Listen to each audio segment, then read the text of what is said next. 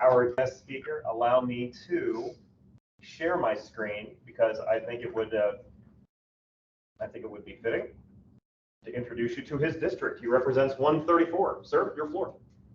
Thanks for having me. Appreciate it. My name is Alex Riley. I'm the state rep from the 134th district, which, as you see on the map, if you're able to read it, it's basically Southwest Springfield, city of Battlefield, and that area on the south edge of Springfield is kind of between Springfield and Nix. So that's the general territory of it. I was first elected in 2020, re-elected last year in 2022. So I'm in the middle of my second term in the House, and as you all probably know, we have four terms that we can do. We have 8 years that we're allowed to serve before we're termed out. So I am in my third year, just wrapped up my third session a couple months ago.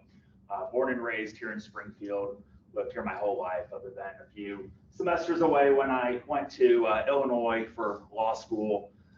They bribed me with enough money to go across the Mississippi River and get my law degree over there. So then came back and have been practicing law in Springfield ever since then. I mostly do energy and utilities work, and I do some other odds and ends too, but that's the majority of it. So then, in addition to my my legislator and my lawyer hats, I'm also a dad. I've got 3 little ones. I've got a 4-year-old, a 2-year-old, and a little boy who's turning 1 tomorrow, actually. So that'll be fun. That's a little bit of the background. I'm not going to talk a whole long time just talking at you, because I always think it's more interesting to hear what's on your mind, and it probably interests you more to ask me questions and instead of me just up here preaching at you on what I'm thinking about. So with that, I'll give you just a little bit of an introduction on the things I like to work on in the House and my time in office. So I mostly like to work on economic issues. So one of the reasons that I first ran for office, really the primary reason, was because of my concern over our really high poverty rates in Springfield, our high rates of homelessness. And I didn't really like what I was seeing as far as elected officials taking on that issue. To be perfectly frank, I think most of the folks in my party have not done a very good job of talking about those issues, of solving those issues. We have a lot of us have a rather simplistic view that, well, people just need to pull themselves up by their bootstraps, and they kind of leave it at that. And I don't think that really addresses all the factors that go into why we have people that are in these really tough economic situations. And then I think the other side of the aisle does a much better job talking about it, but I don't think their solutions have proven to be very good. I don't think that they have done a very good job of helping people get out of those situations. I think they do a good job of helping people manage it, but if the goal is to get people moving up the income ladder, getting them off the streets, I don't think those solutions of putting just a lot of money into programs does a very good job. So one of the things that I wanted to tackle in my time in the House was to work on those issues. So that's what I've really focused on. I've been blessed and honored to serve on the House Budget Committee for a couple of years, and have been able to do some things there to help on that side of things. So what I like to do, rather than just throwing a lot of money into big government programs, is to have a more focused approach by looking at the nonprofits that are around our state and that are in Springfield particularly, that are doing a really good job working with these populations, and not just creating a place where they can exist, but creating really a whole type of mentorship program where they can find out where people are, what they need, and what success looks like to them, and helping them every step of the way get out of these tough situations if they want to do that. So I've spent a lot of my time in the House trying to find resources to put into those types of organizations. Again, it's the ones that have really good results that I like, that I think is a better approach than just throwing a lot of money into programs that, while well-intentioned, don't always work, because there's kind of a one-size-fits-all rather than tailoring it toward each individual need. Another thing that I was excited to get through the House this year was some bipartisan welfare reform. And as you all know from being politically engaged, that's a really hard thing to do, because the parties have very different views on welfare and the purpose of that and whether it's good or bad. So what we were able to do this year, it was a bill that I carried. So one of the phenomena that we've seen with our current welfare system is the way it's structured can really serve as an anchor, which traps people in poverty. So the problem that we see is if you have people that they're working, they want to work, they want to start working their way up the income ladder and hopefully getting more self-sufficient over time. Our current system says that, if you were to earn $1 more than the income limit for whether it's food stamps or housing or childcare or whatever, you would lose all of your benefits. So what we see happening is we have people that have decided not to take that raise at work, not to take the extra dollar or two an hour because they would lose $20,000 or $30,000 in benefits and maybe only get another $200 to a couple $1,000s a year. So the economics of it just don't make any sense. So what you have is this enormous population that wants to get out, but the system keeps them trapped in. It's like an anchor holding them down. So a bill I was able to work on and get to the governor's desk this year reworks that structure, and basically it creates a phase out program where as people's income rises, their benefits would decrease proportionally to the amount of their income rise. So they don't lose everything. And that kind of helps wean people off over time rather than that whole drop off. And that was something that I was able to work with the Democrats to pass. They liked it for different reasons than perhaps my Republican colleagues did, but the result was the same. And we found the votes that we needed to get a pretty tough bill that they've been working on for a long time, long before I ever got to the House to the governor's desk this year.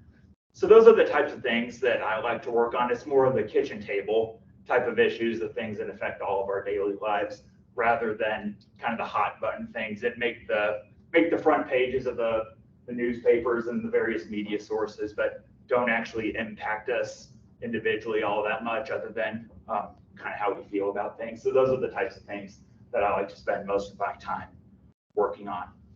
With that, I've been talking for, almost 10 minutes now, so I suppose I'll shut up and listen to what you all have to say and what's on your mind, and we kind of take the conversation and see what happens. Can we start off by telling us why you're doing this? How did you get into what you're doing now? Yeah. So again, for me, it was mostly, I saw a real need that I did not think was being sufficiently addressed by the people who are currently in office. So I wanted to help meet that need.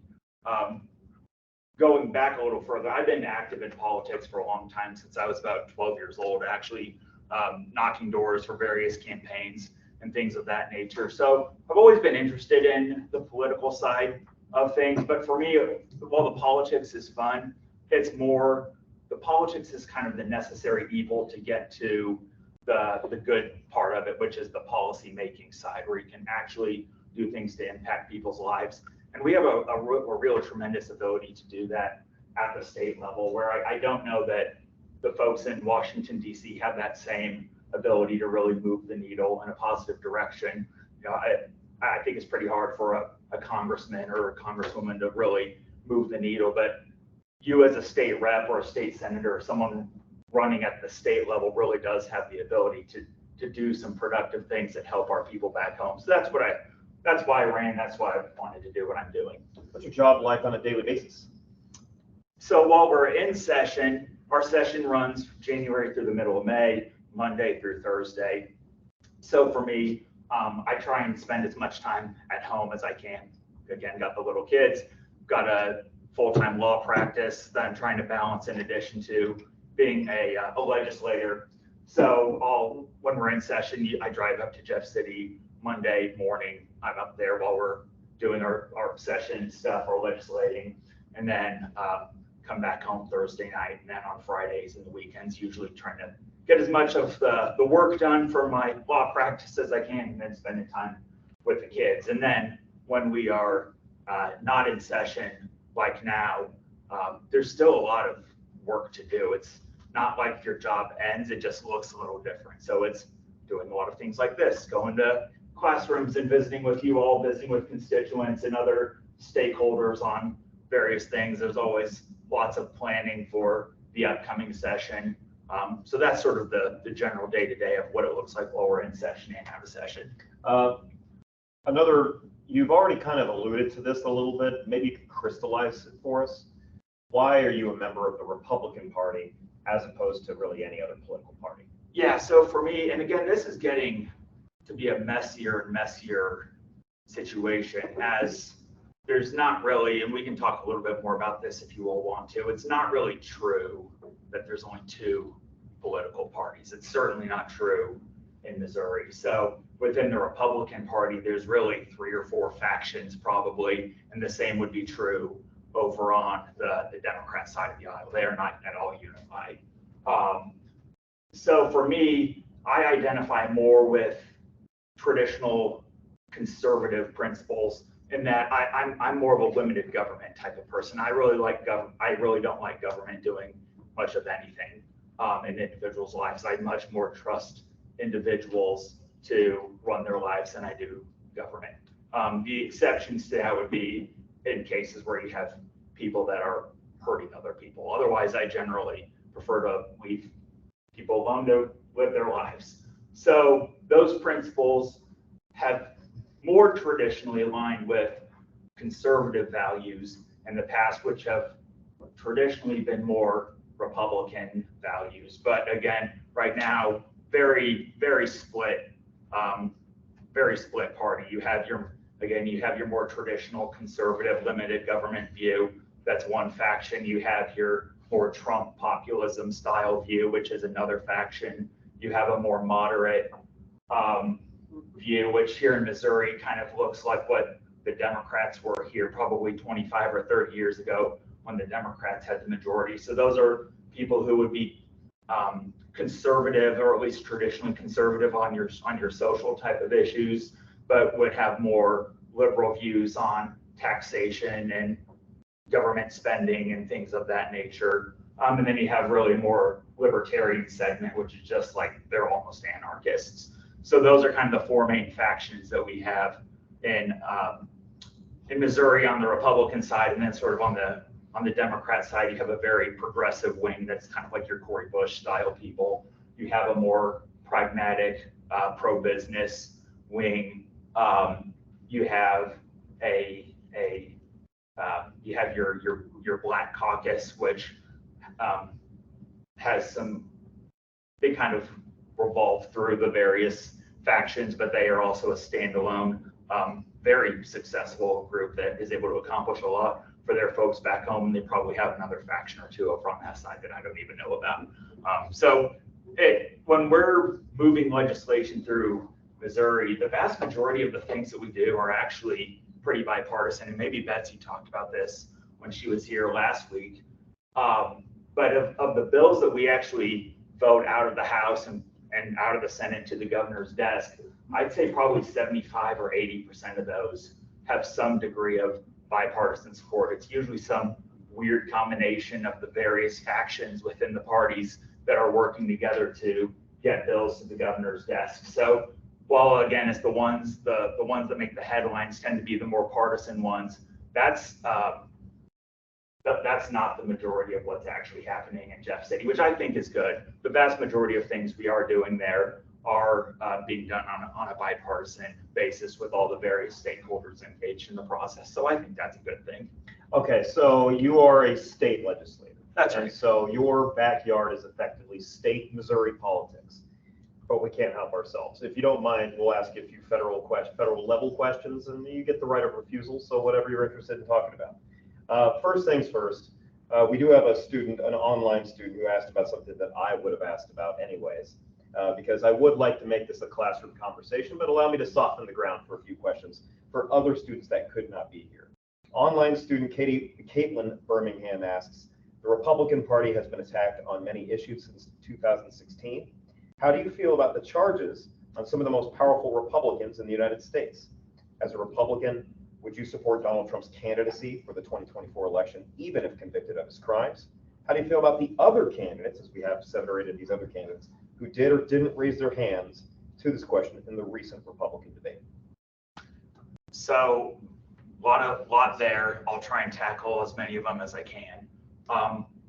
First and foremost, nobody is above the law, especially politicians. If politicians are breaking the law, then they should be prosecuted. I have no qualms saying that at all. I think one of the frustrating things, whether rightly or wrongly, that some of the folks on my side of the aisle see happening or they believe is happening is that you have certain people in the Republican Party being prosecuted while others on the other side that have probably also broken the law have not been prosecuted. And I'm frustrated with that too. So I think if we're going to have a justice system that's truly doing its job, it needs to be blind as to political party, political ideology, and the job of a Justice Department is to follow the law. So if the law requires people to be prosecuted, they should be prosecuted. And if they go through our judicial system and they're found guilty, then that's how it is, and that everyone needs to, I think, be well, we'll have to live with the consequences of that. So I am extremely concerned. I don't think it's a good thing that the presumptive front runner at this point is dealing with a lot of legal challenges. I think that's a real problem. We'll see how those turn out in the courts, but that's a real messy situation. And I do think that we on the Republican side of the aisle need to be very careful about, well, that should go into the analysis, I think, as people are about to head into a very messy primary season and we're deciding who we're going to support. So I will say that. I will also say I've never been shy about this. I've never been the biggest Trump fan in the world. I think he's accomplished some good things, but I think his style is very problematic, and I also don't agree with a lot of his foreign policy views and economic policy views. Again, it's that populism and isolationism versus the more traditional conservative views, which is more where I stand on things. So he would not be my favorite candidate to prevail for sure. And I think there's also a real strong political risk if we as Republicans nominate him. I think he's probably the one Republican who could lose to Joe Biden. I think all of our others would probably win. So that is a real political concern that I have if Republicans truly want to win the White House. I don't think he's our best option to do that. Staying federal, there are 8 other candidates. I think Asa Hutchinson is still in, so there's 8 other candidates. I'll just give you the floor. Do you know any of them? Is there one you'd support at this time, or would you? Or I know this is federal level politics, so you're kind of enjoying it, watching it with the rest of us. Do you have any feedback on it? I don't know if enjoying it is the right word. Maybe watching it in horror, thinking it's kind of a train wreck, a slow moving train wreck. But I don't know any of them personally. I will say there's probably 2 or 3 or 4 that I like pretty well, and there's a whole lot that I really don't like. But I haven't made my decision yet on who I support, and I'm probably not going to endorse anyone at this point in the race. Missouri won't have our caucuses until March, so we've got a ways to go. By the time we start having our caucuses and voting, there's going to be very few people left in the race. So my opinion on that will sort of depend on who's still in the race at the time and kind of where things stand and where the candidates stand. Last federal question, because I can't help myself. You're a Republican serving in a House of Representatives. As far as the U.S. House of Representatives is concerned, we've seen some turmoil there. We currently have no speaker. Would you like to share your thoughts on what the heck has happened? How, if you're Emperor Riley, how can you fix America for us, please? I don't know that there's a silver bullet on that. It's definitely a mess. I think it's a mess for the Republicans, certainly, when you have that much turmoil and when you can have 8 Republicans essentially work with a Democrat minority to throw out a speaker. That's a recipe for a real big mess, and I think sets a real bad precedent going forward. And as you all know, this is the first time this has happened in American history, and there's a reason for that. It's whether you're a Republican or a Democrat, having some degree of stability at the top of the House of Representatives is a good thing. I think it's a real mess because right now we've got this budget situation that we've averted a government shutdown, but we're going to be right back here again in a month, and there's no one for the president and the Senate to negotiate with on the House of Representatives side. That's a real mess. We'll see how it all shakes out, but I am not at all excited about the fact that there's no speaker. I think it's, on a political side, it's certainly bad for the party, but I think more importantly, it's really bad for the country because, again, the House of Representatives, just by its structure, is a very top-down organization. So when there is no top, it makes it really hard to figure out how to chart a path forward. So hopefully they'll be able to figure that out and pick a new speaker soon. But I don't know. I'm a little nervous about that. Yeah. Representative, I have a lot of questions from other students who couldn't be here, but we already had a hand up. Yeah. Well, follow up. Yeah, because due to no House of Representatives, you can't pass another push bill that says no, only government open for another month. So yeah, the main person trying to save themselves, sacrificing himself, telling people to get their ideas together. Right? In that sense. In other words, if that ain't the case, then I do in fact have. I think that we kind of don't know what the House is capable of without a speaker. This is uncharted territory. We haven't seen this before. So if they can find a course to do something, that would be historic in and of itself. But I do think just because of how the Congress is structured, when you don't have anyone at the top to negotiate with, it makes it tricky, because otherwise you have a president and senator and the Senate having to negotiate with, almost 500 individual Congress people, and that's not really workable. Your floor, sir. Yeah, we're just gonna keep drilling you with federal questions. Yeah. Okay, so it's kind of a trend in American politics where it's like the first time something happens and then it just happens more and more and more and more from what I've seen. So do you think, because this is the first time a speaker has ever been fired, do you think this is going to happen again in any increasing frequency? Unless they change the rules, it will absolutely happen again, because as I understand it, again, I do focus more on the state level things versus the federal, but when McCarthy was trying to get the votes to be picked as speaker back in January or whatever that was, some concessions were made to the rules that make it a lot easier to topple a speaker. And you aren't going to ever have a speaker who's going to make everybody happy. Certainly, he or she won't be able to keep the people in his or her own party happy, much less the other side. So I think what we saw with this happen is you could have, 8 members of the majority party vote with all the members of the minority party and topple a speaker. And I think that's going to happen regardless now of which party is in control of the House, unless they change the rules. You're always going to have a good chunk of the Congress that's not happy with what the speaker is, even if it's a speaker of their own party. So again, it goes back to that whole, there are so many factions within the parties these days. You can't ever keep everybody happy all the time. And if it's this easy to throw out a speaker, you're going to have a lot more people want to do that. It gives individual members a lot of leverage.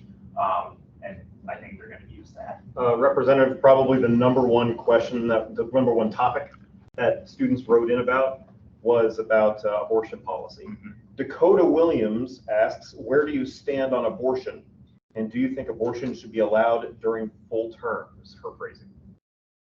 Okay, so I will say this because I know that this is one of those topics that's incredibly polarizing on all sides. So I have the utmost respect for all the various viewpoints, because I know this is a really tough issue that a lot of people base their decisions based on their understanding of science, their own backgrounds, their personal experiences, and perhaps their faith at times as well. So for me, I am pro-life. And the reason that I am is looking at it scientifically. I don't think that there is any scientific argument that a baby is something other than a human, that it's anything other than a person. So because of that, I've always been pro-life, and I think that the government has a role in protecting the most vulnerable in our society, including those who have no ability whatsoever to have a voice or protect themselves. So for me, I'm pro-life. I've voted pro-life my whole time in the House and will continue to do that.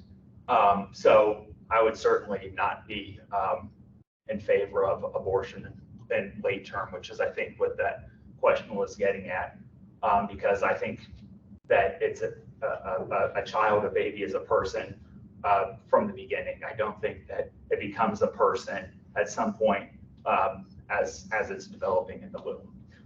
So I've always been opposed to abortion for that reason. I will say though, that for me, being pro-life isn't just pro-birth. And I think that's one of the probably well-deserved criticisms that a lot of folks in my party have received over the years, is a lot of people are just like, well, you know, we're opposed to abortion, but then you kind of leave mom and baby and the family up to their own devices. And I don't think that's a good way to come alongside a lot of these families that are in really tough situations. And I do not dispute that at all. So one of the things that we've been able to do in my time in the House and even a little bit before I got there was trying to do more to help support families that are going through the adoption process, going through the foster care process. One of the big bills that we got done this past year was expanding Medicaid coverage for moms and babies. So you would have coverage up to a year after baby's born. Previously, it was like 30 days or 60 months. And I mean, I know from just being a dad with my own little kids, those little ones can develop problems. And if you don't have if you don't have coverage, that can be a real problematic situation. So I think while Missouri is a pro-life state, we're starting to do a better job getting beyond just making sure the baby is born, and also trying to do some things to make sure that moms and babies and families have more help along the way after baby is born. So I went to the library, I want to say 3 weeks ago, and as I was walking out, I got approached by a petitioner for somebody to put something on the ballot in 2024 ostensibly. And it wasn't abortion related this time. I have seen one of those. It was about raising the minimum wage. And I believe, gosh, I want to remember what I was signing. I believe it was raising it, or at least proposing to put it on the ballot for us to raise it to $15 across the state. Your thoughts on that? So was it 15 or was it a lot more than that? Because most of the... I think the one I signed said 15. There might be competing ones out there. There are a number that raise it even higher, 20, 25 bucks an hour. So I can't remember what the minimum wage is currently. Someone probably knows and can enlighten me on that. But it wasn't all that long ago that Missouri just passed a minimum wage increase at the ballot. And I think we're still seeing how all that plays out. But I'm always pretty reluctant to mandate at the state level a high minimum wage. I think we hear from a lot of our business owners, especially the small ones, that will have real implications for their ability to one, hire people, but two, to stay in business. What we've seen in the past is you have a lot of the bigger companies, your Walmarts, your Targets, things like that have advocated in favor of the minimum wage because they have the resources to pay that higher minimum wage, and they know that it's going to put some of their competition out of business. So that's one of the things that gives me a lot of heartburn when we are deciding to for the government to come in and set a somewhat arbitrary minimum wage. My preference is to generally let the market do that. And I think what we see happen, like what we're seeing now, when you have a lot of labor shortages, is companies and businesses will raise that wage to a level that they need to attract the talent in the workforce they need. So that's my preferred way to do it. I have a lot of concerns with doing it at the ballot or legislatively. I want to open it to the floor, but before I do, allow me to ask one more question before we open it to the room. Back-to-back questions, really. Again, from Dakota Williams. What are your plans to reduce the homeless population? William Drennan asks a similar question. He asks, why did you vote to further limit where homeless people can sleep? Okay, so two pieces of it there. So the bill that Mr. Drennan was referencing was a bill that we passed in my first year in the House. And the idea of the bill was something that was taken from Texas, and a few other states have passed this. And it was basically you can't have camp on public land for long periods of time, not like, going out and backpacking at a state park kind of thing, but like setting up a tent city in front of city halls, something like that. So the idea behind that was it is not humane to have these tent cities and things like that popping up all over the state. And what Texas had happened when they passed the bill is they didn't have this situation where law enforcement was going in and rounding up homeless people and throwing them in jail and that kind of thing. What you had happen after they passed it was the vast majority, almost all of them, of the folks that had been sleeping in the city parks and things like that ended up taking advantage of the other resources that are already there, your homeless shelters, your places like Salvation Army and Victory Mission, and we've got the O'Reilly Center for Hope here in Springfield that does that too.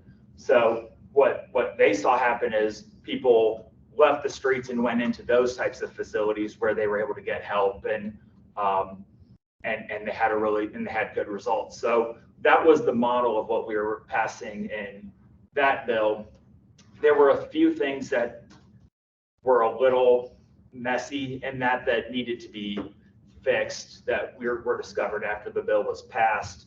Unfortunately, some litigation ensued, and we weren't able to go back and work on that yet because of this case that's now up at the Supreme Court. So that was the idea behind that bill. I think the intent was good. I do think that some of the actual results weren't. There were some issues with funding and certain entities losing their funding depending on how it all shook out. So that should have been fixed. And hopefully once the case resolves at the court level, we'll be able to go back and do that. But for me, I think that's one piece that's somewhat helpful as long as we see the same results in Missouri as we saw in Texas. But again, it goes back to what I was talking about at the beginning, which is I think you have a certain population that is not really interested in changing the lifestyle. They have made this as a lifestyle choice. But for the ones that do want to change and have circumstances different, I think putting more resources into our nonprofits, places like here in Springfield, Victory Mission, that does amazing work. It's not just providing a bed and a shower and a meal, but it's actually coming alongside these folks in tough spots and figuring out what they really need to go on and have a more successful conditions. I think that's a better approach. I don't think that there is a silver bullet that's going to completely resolve it, but I do think that the state partnering with nonprofits is a more effective way to approach the problem and hopefully result in better outcomes. So I have a lot of questions here still from other students, but let's open up the room. Anybody have any questions? Feel free to ask now. Wow. No one? Yeah. Going back to minimum wage, do you think keeping it as a small minimum wage is better for smaller companies? Because if you keep it as a smaller amount for smaller companies, you can still have those big monopolies like whatever McDonald's paying for like 50% less an hour. Do you think that's better? I do, because then you leave it up to the small business as to how to adjust, rather than the state coming in and saying, here's this one size fits all thing that you have to deal with. Then that small business would have the flexibility to decide, okay, Walmart or whatever is offering a $15 wage. I might not be able to do 15, but what can I do to compete? Maybe it's you offer, a $12 an hour wage, but more flexibility or something along those lines. I think when you let those individual businesses decide based on their market conditions and what's happening on the ground for them, that's better to give them more flexibility. I have students who have written in to ask about one of the hotter topics of the 2023 legislative session. We're going to go back to Caitlin Birmingham because she just asked some bangers. This question she asked, she said, you voted yes on prohibiting any student in a public or private school of higher education from playing in athletic competitions designated for the biological sex opposite their birth certificate. She says, how do you feel if, say, a female who was born as a male took hormone blockers, restricted male puberty, making it false that she would have too much testosterone? Would you let her compete as a woman in a women's competition? Or did you vote on behalf of all persons who are transgendered, cannot compete with the gender they identify with? There's a lot in there. Well, a lot in there, so I'm going to unpack it just a little bit. So again, what the bill did is it said that students had to compete with the sex that they were assigned at birth. So if you were born as a male, you had to compete on boys sports teams. If you were born biologically as a female, you needed to compete on female sports teams.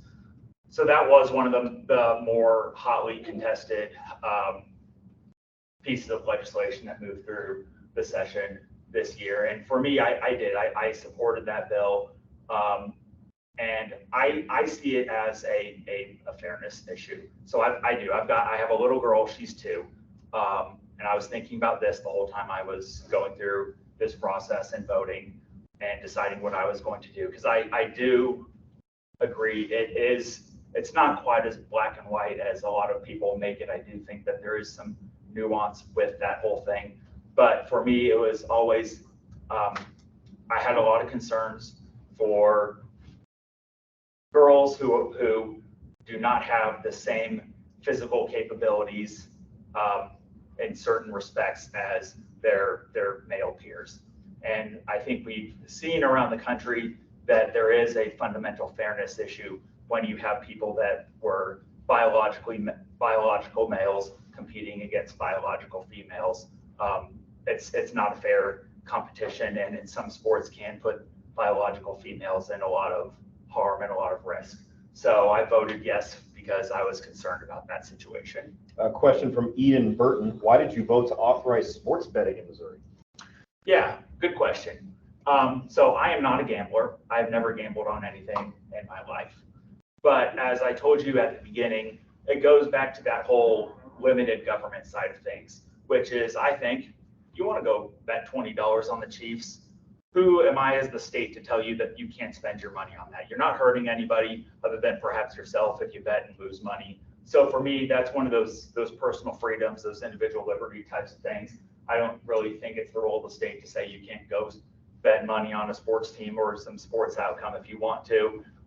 So that's why I voted yes on that. And again, I'm not a big gambler, probably won't ever do it, but if you want to do it, that's your decision. I don't think I should be the one to tell you that you can't. Allow me to reopen the floor. Anybody have any questions, any thoughts? What's your opinion on businesses buying up a lot of housing to then rent it out and stuff? Yeah, and that's a good question. We haven't seen it on as massive scale as we see it happening in other states.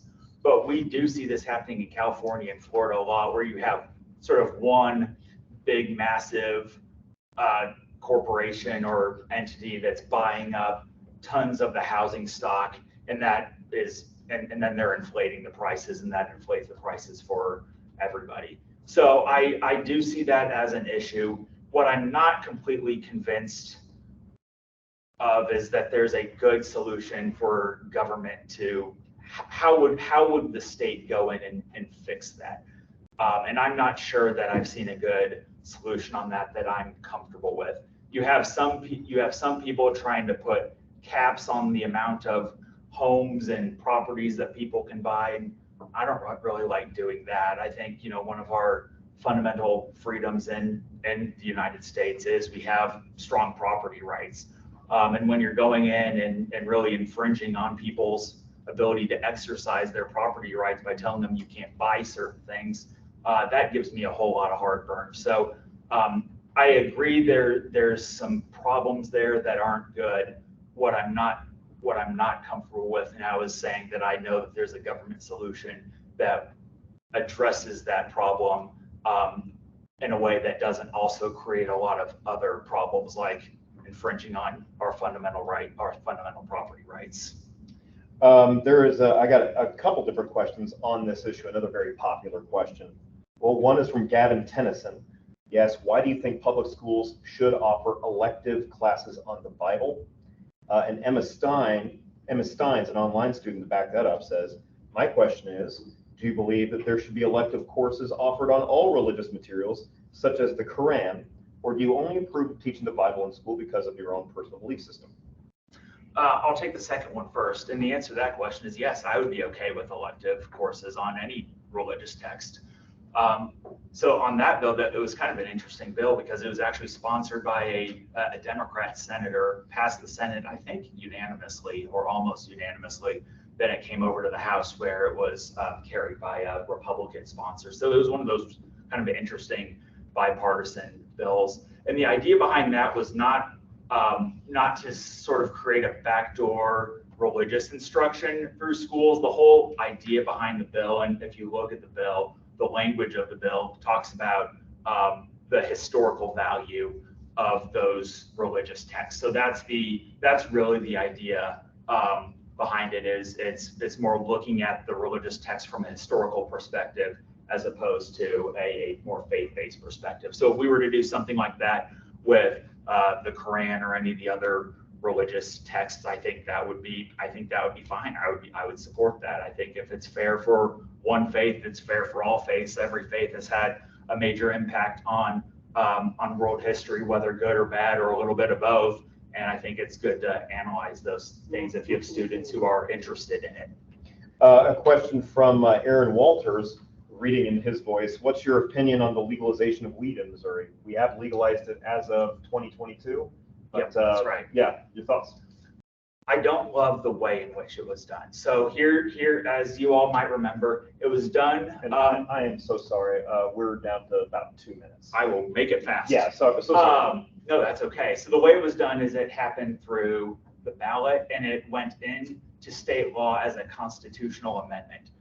The main issue with that is we in the legislature have no ability to make any fixes to that legislation because it is a constitutional amendment. The only way it can get fixed if there are problems, and there are a lot that I don't have time to talk about, the only way to do it is at the ballot box. So I'm not enthused with the idea to begin with, but two, if we are going to do it, I think the better way to do it would be through the legislative process where it goes into our state statutes, and then we in the legislature have the ability to fix things as they come up versus what we have now, which is it's in the Constitution, and what we have is basically what we have, and there's no ability to go in and course correct. So I have some concerns with it sets up basically some monopolies that I think are problematic, and there are a number of other things that I really don't like about it that we can't fix, that we're stuck with it now. So that's my biggest heartburn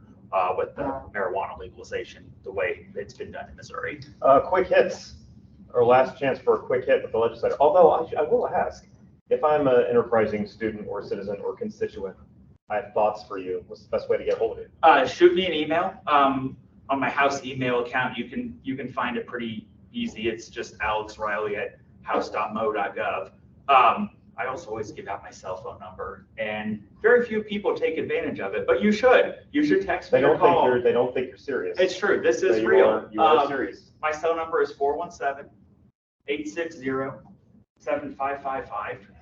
Don't hesitate to call or text, especially when the legislative session gets going and bills start moving. If you think I'm doing dumb stuff, you can say, hey, Bozo, why'd you vote yes on that? Or what are you doing with that? And I think that's always good. So that is my actual cell phone number. You have it now. Don't hesitate to use it. All right. Round of applause for our guest speaker. Thank you, Ken. Thank you. Appreciate the questions. We can't